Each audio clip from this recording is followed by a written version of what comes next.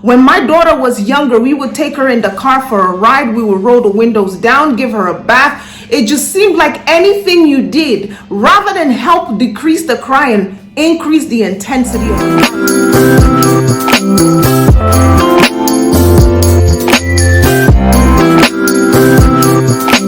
Hello moms and dads, and welcome back to Nurse Onyi Teaches. My name is Onyinye. If this is your first time here, you are most welcome. Be sure to look around at some of the other topics that I have covered, and I am sure that you will find something that addresses your needs, as parenting is a global subject. Now, if you are watching one of these videos, make sure that you do not use the information here to self-diagnose. Make sure you work very closely with a doctor who is informed in your healthcare needs so that a plan of care can be designed that addresses whatever your concerns are. In today's video, as you can tell, we will be discussing crying, but this is not the typical crying. It is well known that all babies cry. Babies cry to communicate their needs, whether it be that they are hot or cold, hungry, tired, bored, they will cry. However, when the typical baby's needs are met, he or she will stop crying. Well, in today's video, as you can tell by the title, we're going to be talking about a type of crying known as purple crying. If you do not know already, purple is an acronym, and each letter represents something important that shows what these babies deal with that is not typical with the crying that other babies deal with. So make sure you sit down, get comfortable, and we will jump right in with the first letter, the letter P. The letter P represents peak. Purple crying usually starts in the second week of life, peaks around 6 to 8 weeks after a baby is born, and starts to go away gradually, eventually tapering off by the time a child is between 5 and 6 months old. The letter U means unexpected, which means anytime during the day, your child can just randomly burst out into bouts of crying. Most parents don't know why their children burst out into this crying, and what's even weirder is that it can stop just as quickly as it started. Now, keep in mind that the letter U will be further elaborated on with another letter down in this purple acronym, but for now, keep in mind that the letter U means unexpected. The letter R means that the crying usually resists being soothed. You can try just about everything. When my daughter was younger, we would take her in the car for a ride. We would roll the windows down, give her a bath. It just seemed like anything you did, rather than help decrease the crying, increase the intensity of the crying. So R means resist soothing.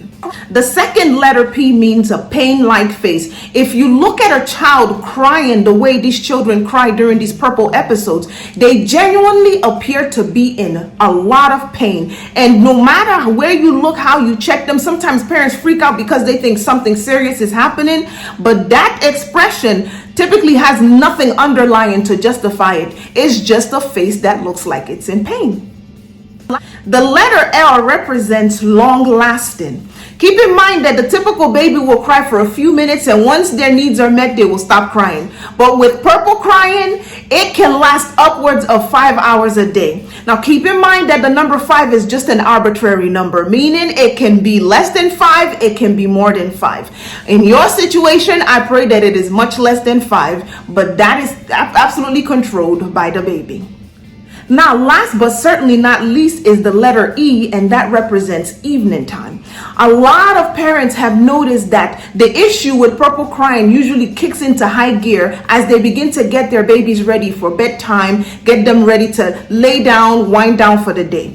Now, I know that as I was explaining the letter U, I mentioned that the crying can be unexpected. But after dealing with purple crying for a while, most parents who know the characteristics of their children begin to notice that the nighttime is usually worse. Now, this can usually be pointed to the fact that your body switches from serotonin to melatonin in the evening. Serotonin is a feel-good hormone. Melatonin is more rest generated, and babies that are frustrated will cry more, especially if they want to sleep. So keep that in mind, and just remember that this too will pass.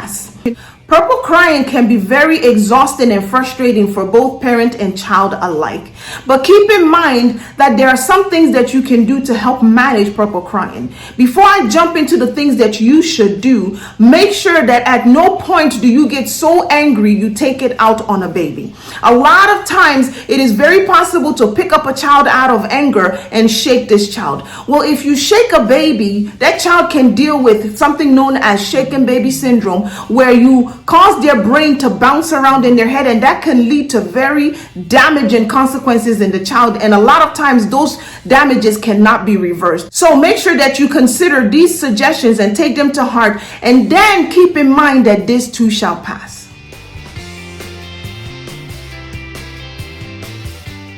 The first thing that parents and caregivers can do to help manage purple crying is to create a schedule.